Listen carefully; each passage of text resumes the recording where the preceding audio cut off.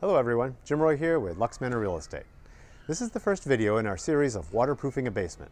Rainwater in the basement is likely coming in through one of several different sources. We'll start with water getting in through the foundation walls. All too often, a wet basement company will suggest an expensive and disruptive sump pump system. Let's look at some ways to fix the problem before water enters your home. Starting with the gutter system, we need to get the water that hits your roof carried far away from the home.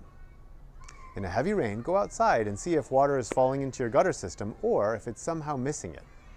See if they're pitched correctly. This can also be tested with a hose.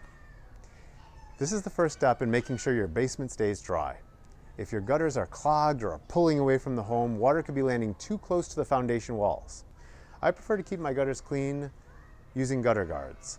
There are lots of different options, and they can be very affordable and will save you from having to clean the gutters periodically. If you like the quality and efficiency of this video, contact a LuxManor Realtor the next time you're ready to buy or sell a home.